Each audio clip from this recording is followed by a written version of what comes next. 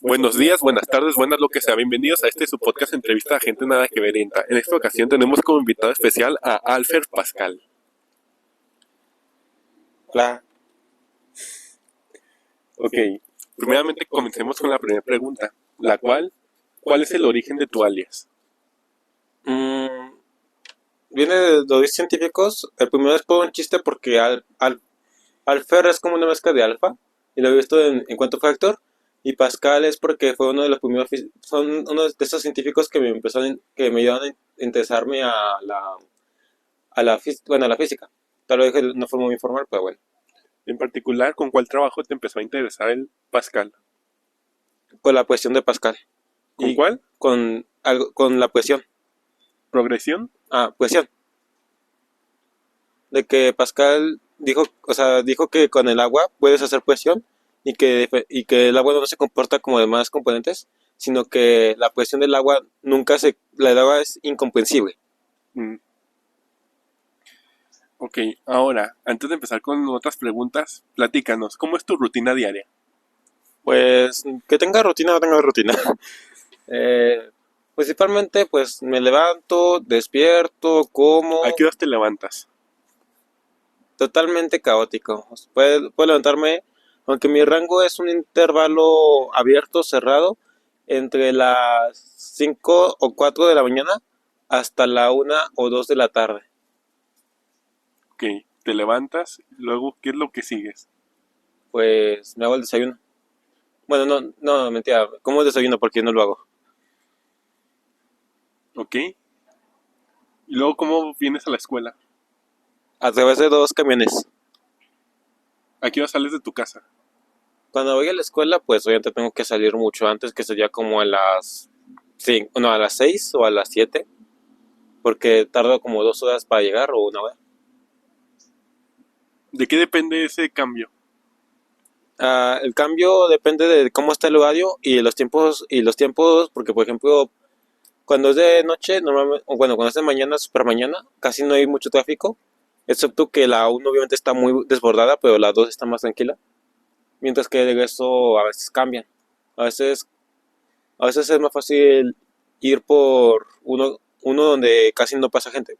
Creo que lo que determina es el tráfico de gente que hay y el horario. Ok, y una vez que llegas a la escuela y que tienes las clases, ¿qué decides hacer en las horas libres? Tengo horas libres. ¿Tienes horas libres? Pues veo videos, nada más. ¿Videos de qué?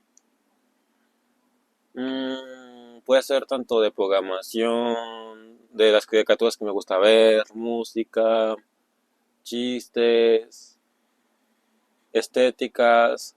A ver, ahí hay muchas cosas. Primero, ¿qué caricaturas te gusta ver? Generalmente depende. Por ejemplo, la única que me estoy interesando más es Digital Circus, obviamente. Ujú. También está lo de Hazbin Hotel, aunque no estoy tan interesado.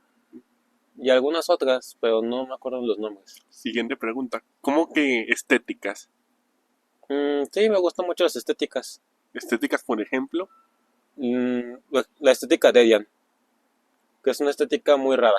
¿Podría definir qué es una estética?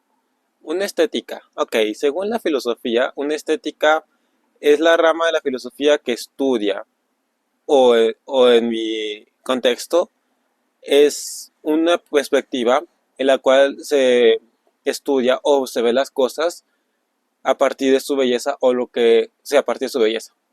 Por ejemplo, el arte o la música. Por ejemplo, la estética de Dian me gusta mucho. ¿En qué consiste esa estética? Es como la furry, pero más rara. Ok, sí.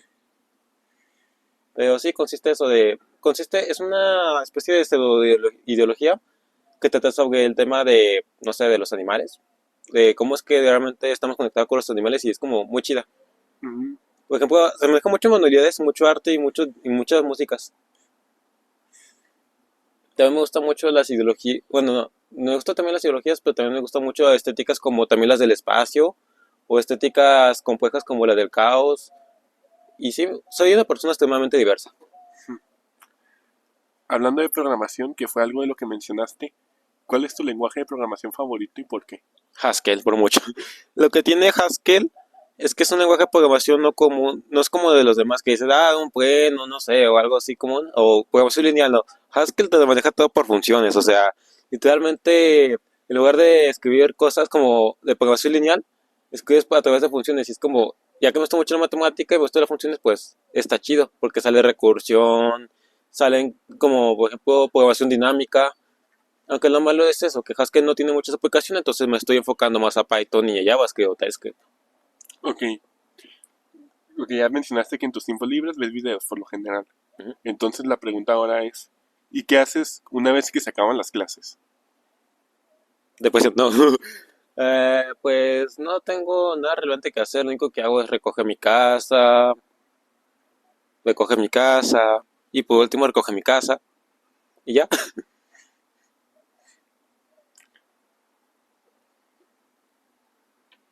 Ok, ahí está otra pregunta, ajena a lo que estabas platicando. ¿Cuál es tu pieza de ajedrez favorita? ¿Y por qué? El caballo o el alfil. ¿O tengo que elegir una más una? ¿Puedes decir por qué te gustan ambas? Mm, Principalmente cuando están combinadas y por ejemplo amo y adoro los finales con alfil y caballo. Lo que tienen es que el caballo es una pieza que es muy inesperada, porque salta. Y cuando se jaque a rey, es una de las pocas, no, es la única pieza que cuando le haces jaque a rey, lo único que puede hacer el rey es moverse, no se puede cubrir. Y al mismo tiempo es como muy caótica porque no sabes hacia dónde va a ir. Y el alfil está chido porque es como un francotirador.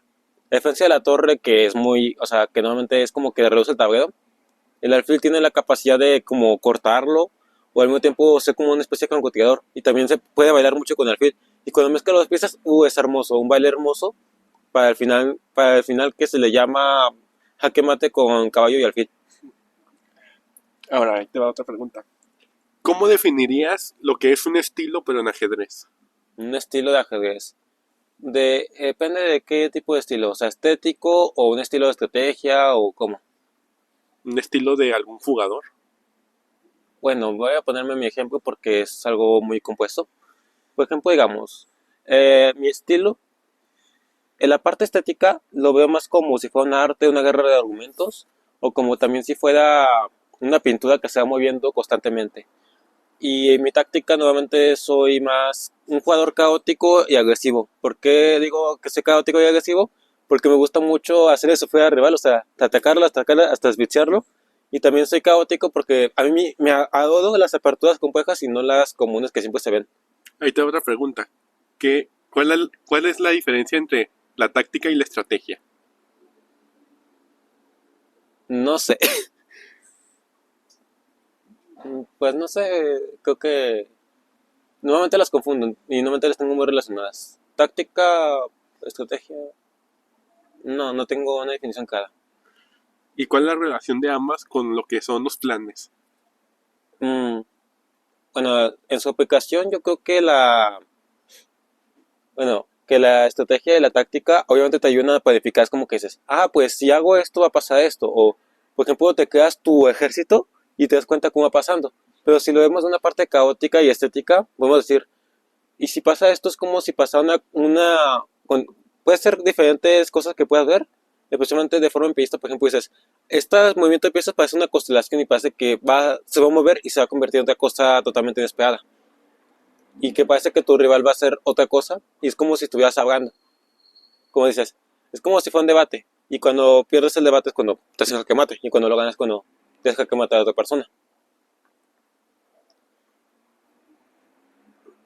Ay, no me quedó claro. Entonces, ¿dónde queda el plan? Existe un plan, nada más que mi plan es muy empírico y muy caótico. O sea, se basa más por las emociones y los sentimientos que por algo racional. Bueno, a ver. Ya hablamos de lo que haces por lo general de lunes a viernes. ¿Mm? ¿Qué es lo que sueles hacer en los fines de semana? Pues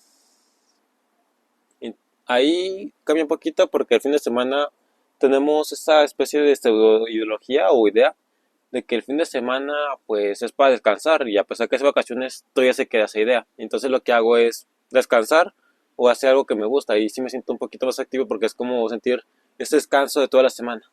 ¿Cómo es que tú descansas?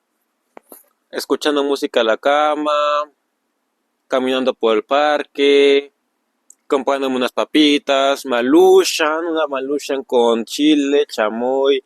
Bueno, no. ah, pues sí, nada más descanso de diferentes maneras. Tanto emocional, tanto psicológica y tanto físicamente. Ok, ambos días, el sábado y el domingo, ¿verdad? Sí, aunque normalmente el domingo es cuando ya te preparas para, ya sabes, cuando ya te preparas para el lunes. Ok, ahí te va otra pregunta. ¿Cómo describirías tu trabajo ideal? ¿Qué características debería tener? Uf, mi trabajo ideal. Pues para mí un trabajo ideal tiene que ser uno que sea o sea, que sea fácilmente empirista, porque ningún trabajo es empirista normalmente, pero ¿Qué sí. significa empirista? Lo baso mucho en la filosofía empirista, que dice Descartes. El humano nada más es racional y nada más puede racionalizar. Mientras que otros llegaron y dijeron, no, el humano también puede poner los sentimientos y llegó el pragmatismo y dijo, ah, con ambas, con ambas. Sí, el pragmatismo dice ambas.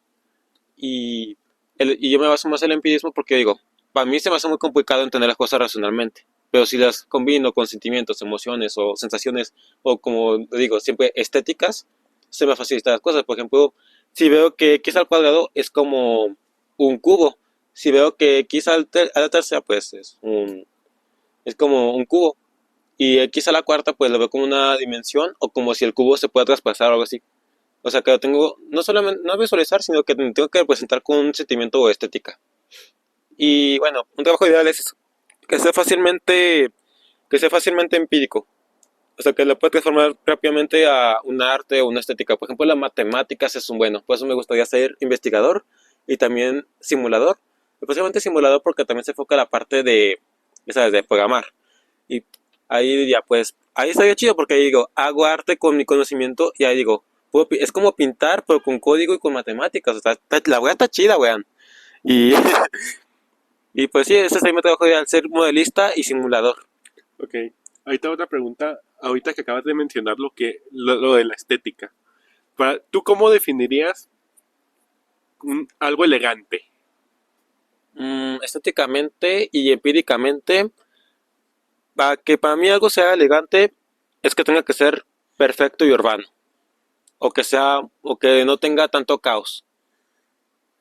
Por ejemplo, un traje de corbata así, o por ejemplo un poncho, es como que algo tan suave, no se ve algo tan llamativo, sino como algo, ¿cómo decirlo? Algo que no te haga ver como que algo tan tú, pero al mismo tiempo que algo que tampoco se vea tan que no seas tú. Es como eso, como por ejemplo los trajes. Algo tan frío, pero al mismo tiempo algo que te representa, pero no tanto. Es como que no llama la atención. Mm, Es muy difícil venir. ok, pasemos a otra pregunta relacionada con lo que contestaste en el formulario. Ujú. ¿Por qué te gustan los zorros y los coyotes? Mi personalidad se basa en ellos. Bueno, o más bien me he sentido identificado con esas dos cosas, además que son súper tiernos.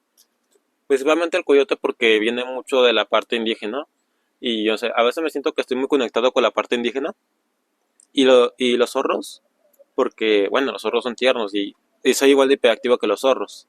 Además que esas cosas, me gusta tener una mascota, pero son muy complicadas. Y sí, me identifico mucho porque dicen, o sea, eso se puede escuchar un poco egocéntrico, pero los zorros son inteligentes y astutos y supuestamente yo también lo soy.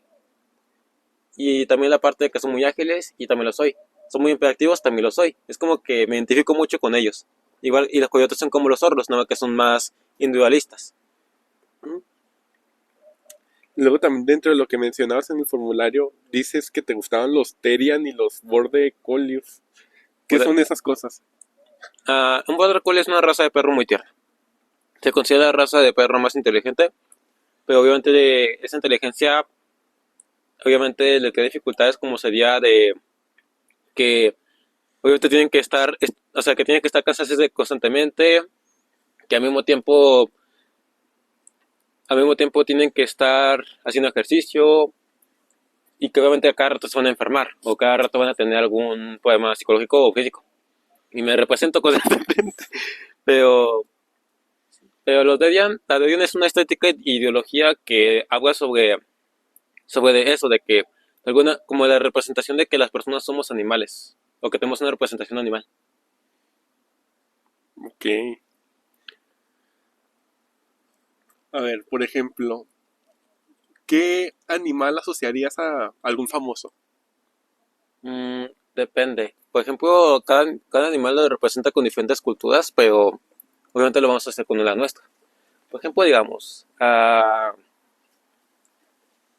no sé, por ejemplo, no sé, sería muy difícil definirlo, tendría que pensarlo, analizarlo mucho, pero yo diría que Taylor Swift obviamente la gacela, porque es alguien muy, ¿cómo decirlo? Es como muy dinámica. Sí, por la parte dinámica y como que se ve que, no sé, que tiene mucho movimiento. A Elon Musk lo relacionaría mucho con el mono, obviamente. Nada más que no, normalmente no me gusta ese tipo de animales, me gustan más como los caninos. Mm. Pero creo que para relacionar, creo que sería más fácil relacionar a bueno, obviamente al presidente de Estados Unidos que hablaba sobre no me acuerdo, creo que era John F. Kennedy, que obviamente se relaciona mucho con la águila calva, porque representa la libertad, y obviamente la libertad es por el vuelo. Una de las cosas que también estuviste mencionando fue la palabra ideología. ¿Qué es una ideología? Un sistema de ideas.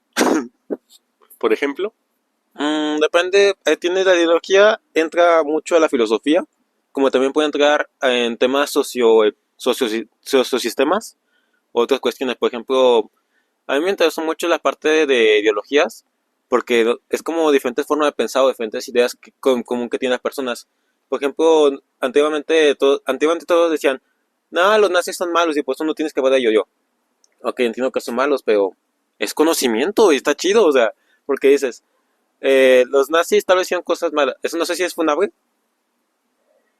Bueno, no creo que es funable porque no lo estoy idolatrando, nada más estoy diciendo que es una buena fuente de estudio. De hecho, los nazis, lo que tienen los nazis es que usaban otras ideologías ya del pasado y las modificaban a su favor. Y Ujú. es algo raro que pase en ideologías.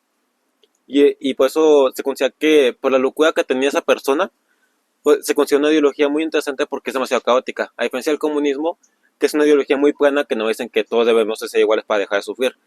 Una ideología que es muy complicada de entender es el capitalismo por la parte de oferta y demanda y que tienes que hay mucha organización. Pero hay otras ideologías como el anarquismo o el nihilismo. Y también cada ideología también está representada por diferentes campos. Por ejemplo, está en el campo estético, en el campo social, en el campo social, por ejemplo, el feminismo, el conservacionismo, progresismo, nihilismo, no sé, hay muchas ideologías sociales, las políticas que son las más fuertes y otras más, hay muchas ideologías. ¿Por cuál de las siguientes ideologías te sientes más a favor? ¿Por el altruismo o por el utilitarismo?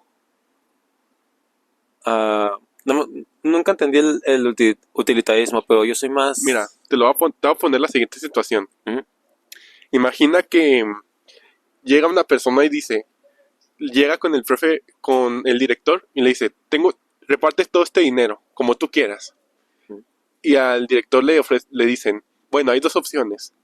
Una es que lo repartas igual a todos y la otra es que le des nomás a los que necesitan.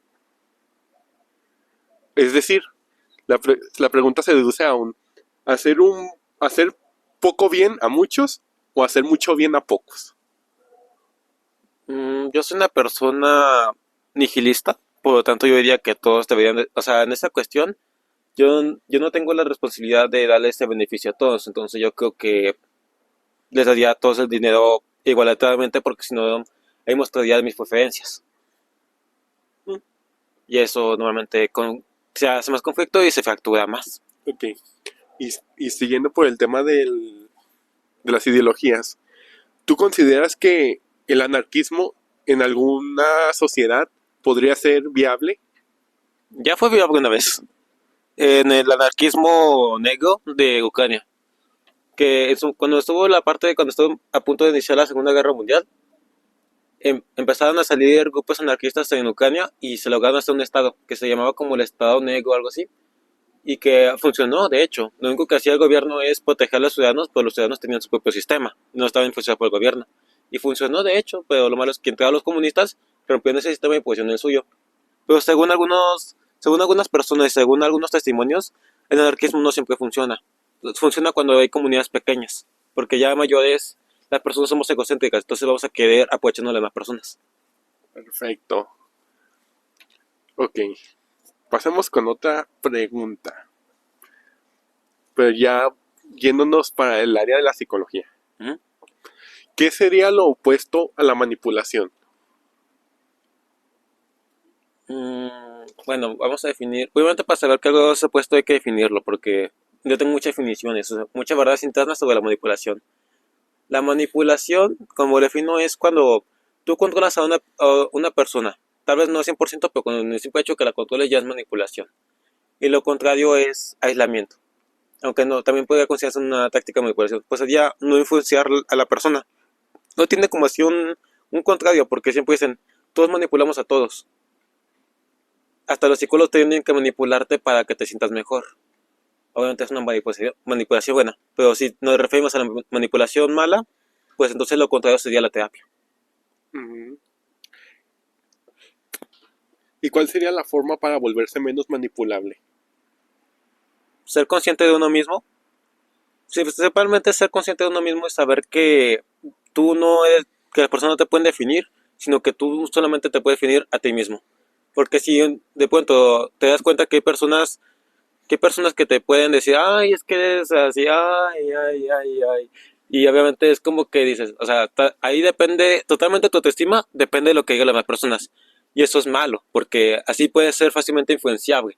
Y por mí un manipulador se va a aprovechar de más de eso. Porque un manipulador ya hasta maneja hasta personas más complejas.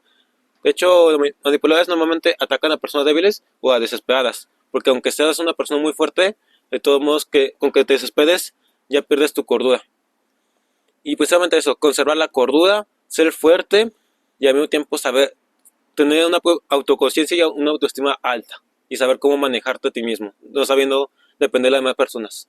Ok, anteriormente habías mencionado acerca de que el opuesto, por decirlo de alguna manera, de la manipulación es la terapia. Uh-huh. Entonces la pregunta es, ¿en qué consiste la terapia? La terapia, normalmente no tengo una definición clara, por lo tanto es informal, pero la terapia es como este proceso de sanación. Si la manipulación es destrozar a esa persona, o sea, la mala, entonces la terapia es como intentar recuperar o intentar sanar a esa persona. Que nuevamente no solo, sumamente se les relaciona más a los terapeutas, porque obviamente de ahí viene, pero también se puede generar entre amigos o entre compañeros o entre padres, que de hecho los padres se puede considerar que son los supremos terapeutas, porque ellos son los que te ayudan mucho, ellos son los que te conocen más, tienen más seguimiento. Ok, a ver, vámonos ya por otras líneas con la siguiente pregunta, la cual es, ¿por qué te metiste en en tu carrera, en la de cómputo?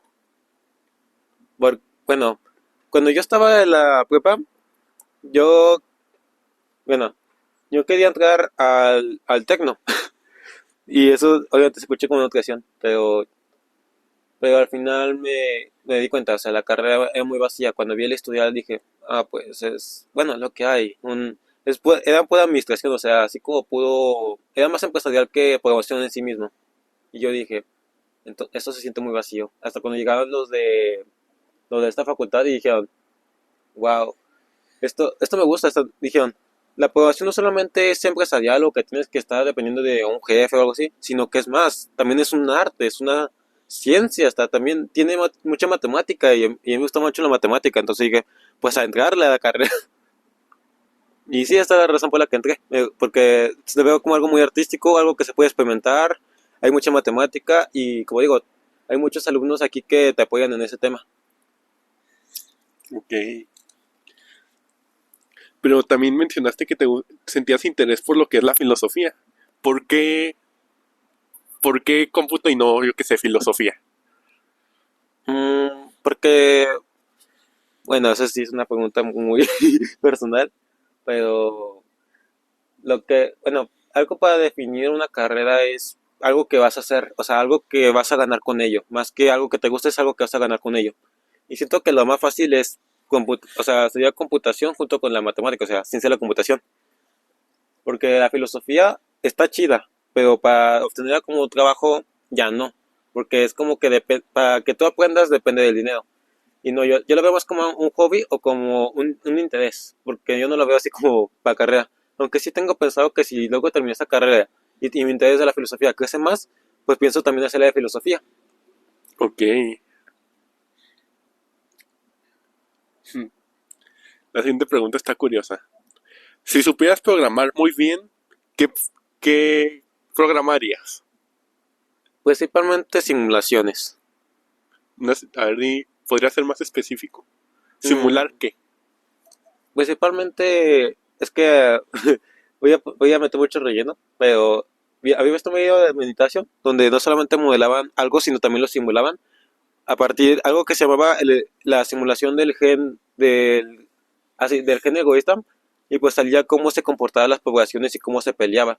Y yo dije, pues está chido, o sea, y es que me gustaría también como poner, además de tener una simulación cualquiera, digamos, de una planta, también quiero decir, ¿qué pasa si esta planta está en este entorno, este entorno, este entorno, este entorno?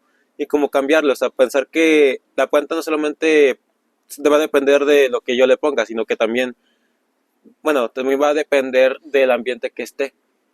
También si luego entrar a mecatrónica, me gustaría crear libretas o cosas más tecnológicas, pero que estén muy relacionadas al estudio, porque me gusta mucho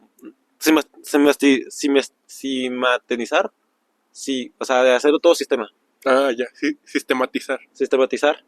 Y pues sí, obviamente todo lo convertiría en un sistema. Ok.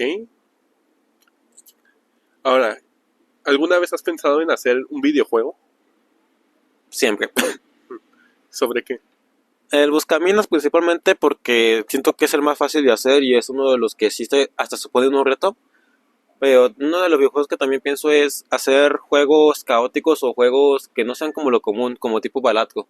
Que Balatro se considera revolucionario porque dijo que las cartas no solamente eran para apuestas, sino que también tenían su juego, o sea, también tenían su ciencia, algo que puedas manipular, algo que puedas estudiar.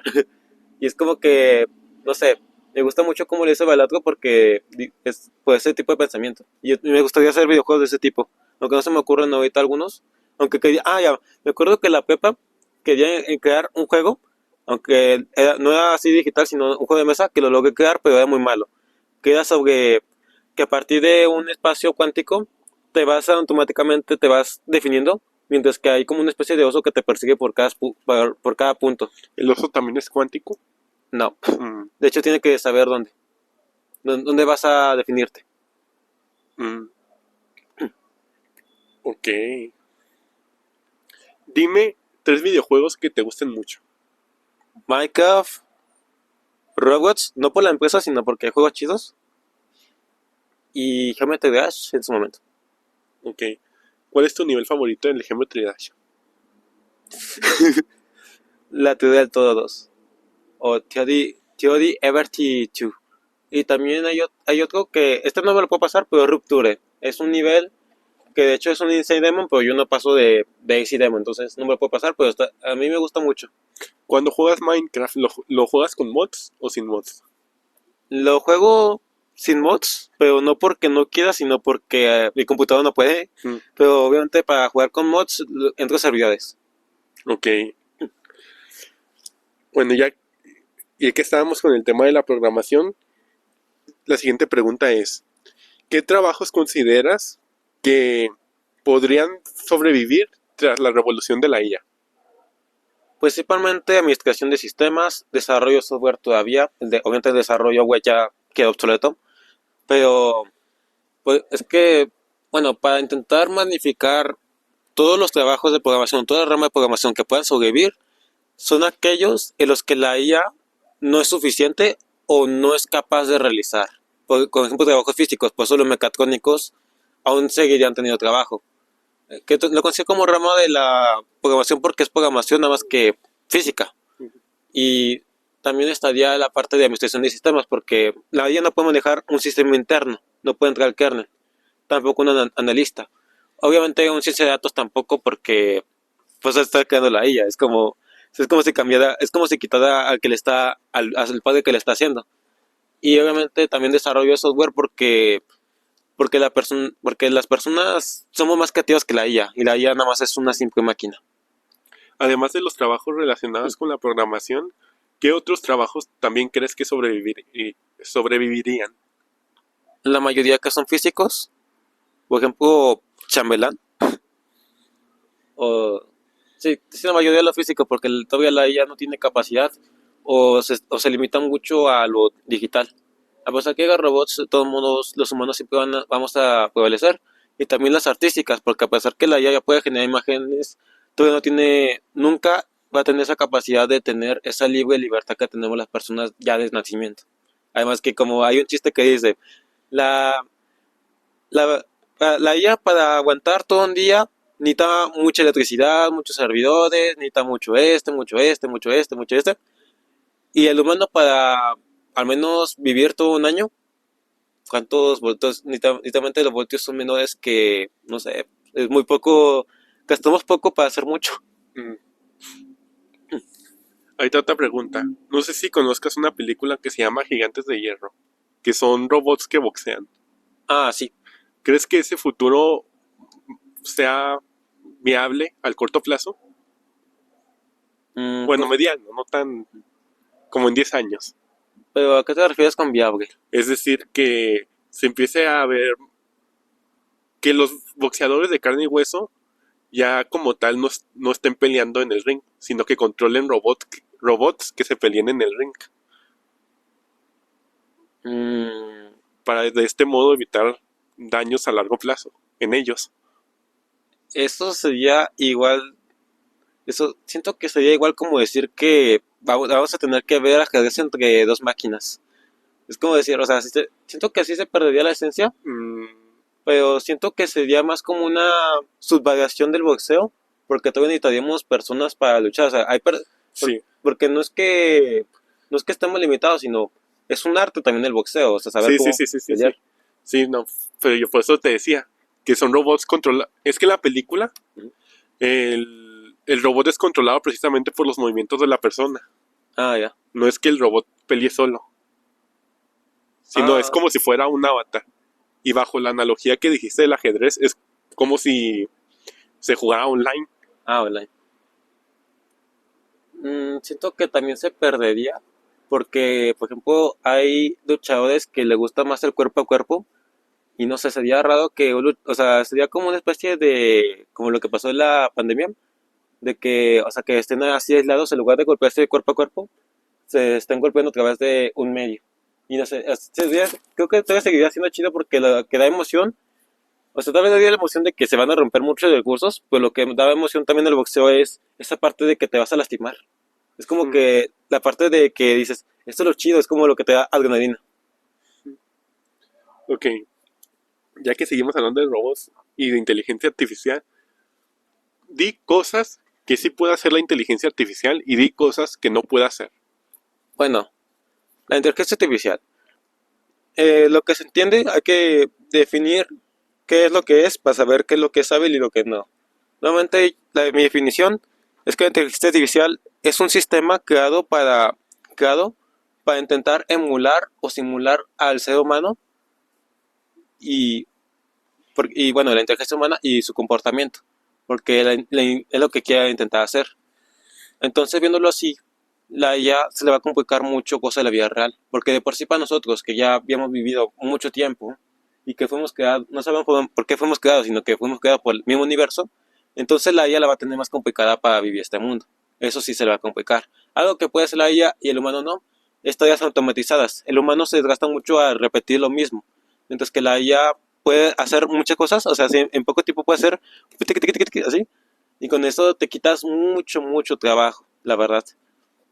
Y también la parte de que la IA puede, la IA lo que puede hacer es que puede hacer una búsqueda interna, o sea, es más rápido buscar a través de un buscador de ella que un buscador personal, porque, o sea, la persona no puede entrar a internet y la IA ya está dentro del internet, entonces puede hacer una búsqueda rápida y te puede decir, ah, pues esto es lo que encontré y todo eso, y pues los buscadores con IA son más avanzados y los más preferidos.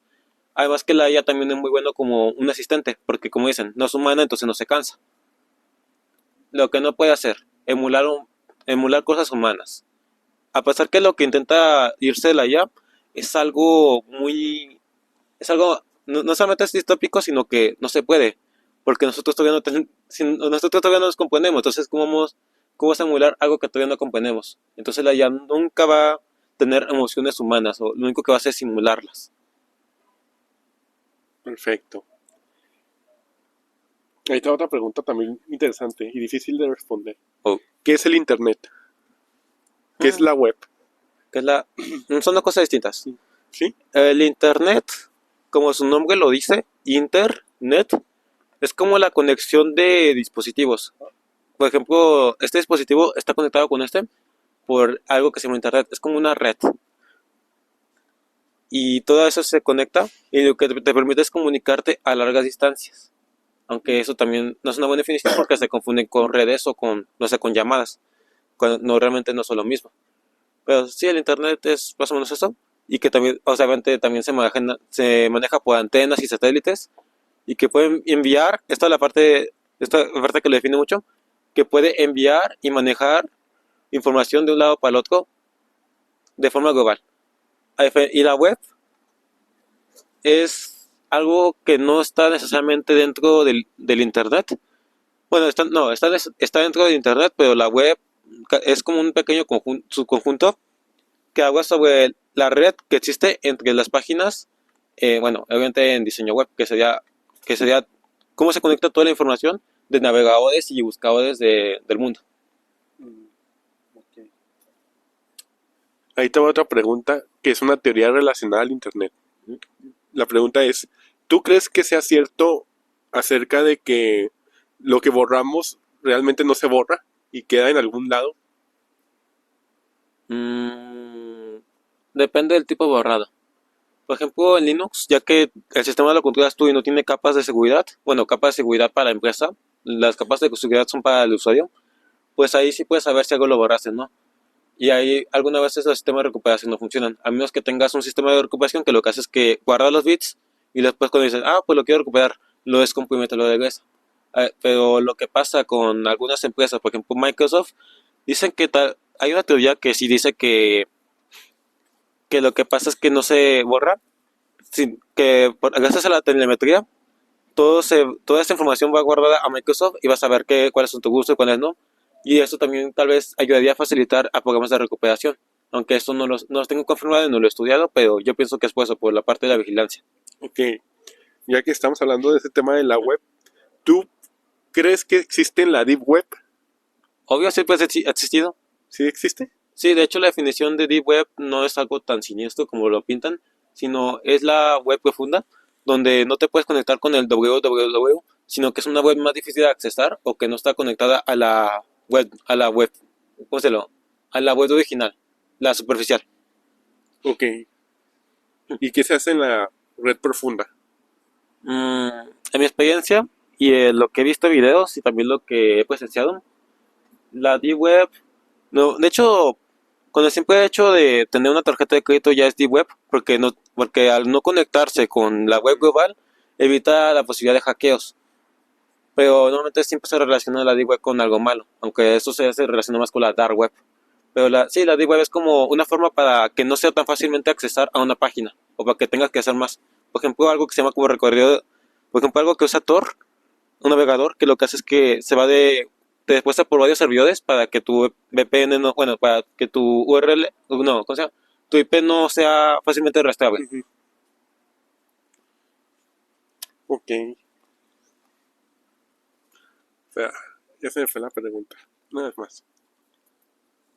Ahí, vamos a jugar un juego. Ok, El juego es el siguiente. Digo una palabra y tú dices otra que se relacione. ujú. Perro, Gato, estambre, araña, moscas, sopa, maruchan, Japón, Tokio, Jujutsu Kaisen,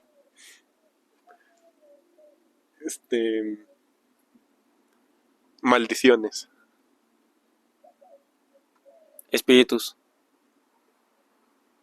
lo que la gente cuenta. ideologías, Comunismo.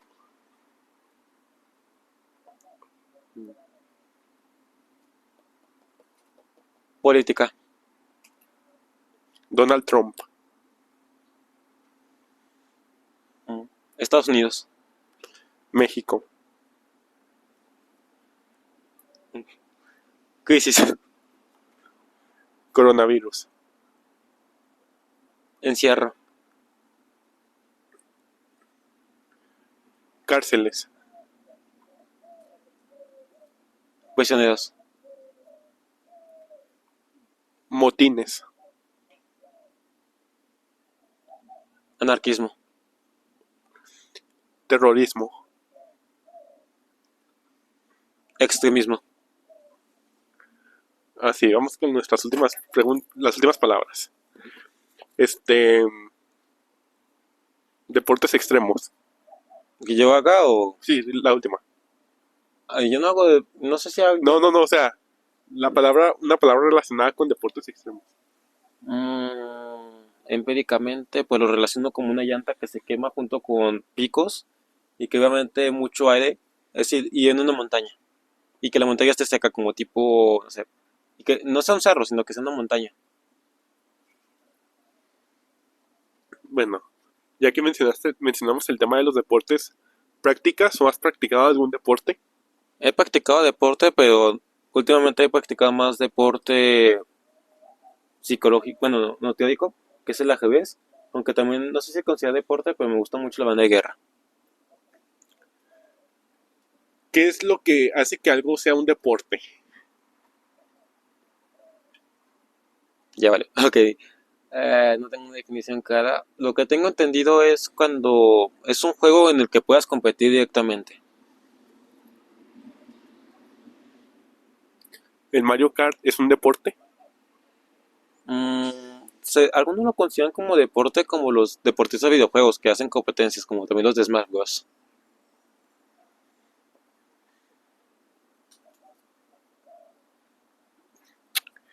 Bueno, ya vamos cerrando con las últimas preguntas. No, pues a grandes rasgos es la misma.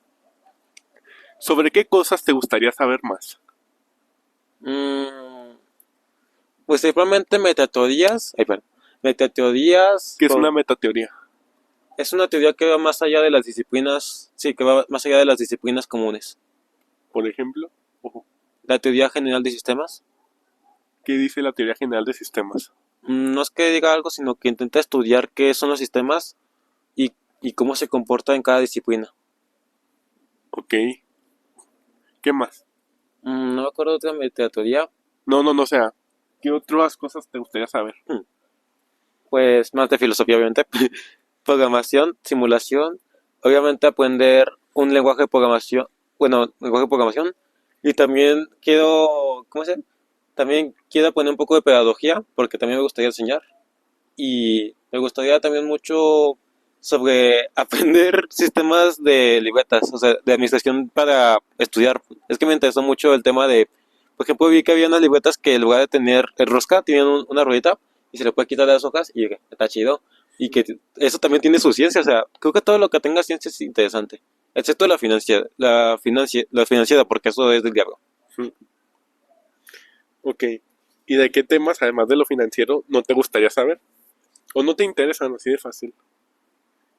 Mm, pues principalmente no me interesa los el poema de los terrenos, ¿El qué? los terrenos, o lo de chambear, bueno, de chambear a la obra, aunque lo veo más como un meme, pero no creo que me interese como trabajarlo.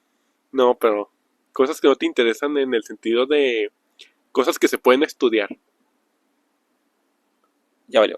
Es que todo lo que se pueda estudiar me interesa mucho, aunque sí, además de la financiaría, no sé. Tal vez, Derecho. de hecho es interesante hasta cierto punto. Creo que lo que sería es, sí, no, yo no sé si, no estoy convencido de esto, pero tal vez lo de abrir cuerpos, ¿cómo se llama? Disecciones.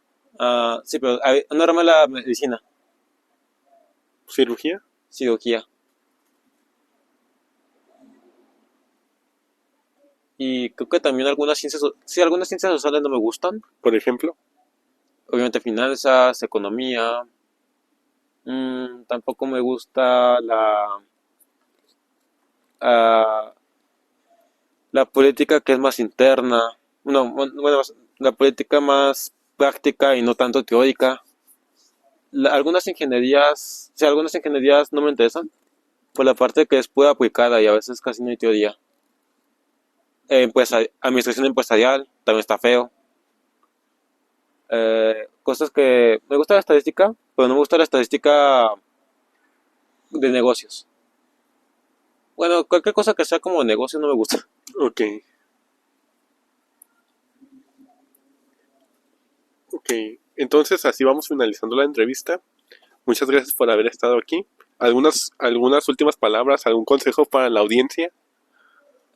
Pues, como me han dicho muchos, si quieren aprender algo, no lo vean como si fuera lo peor del mundo, sino que tienen que verlo como la diversión, el jugo que le pueden sacar, que todo es un arte.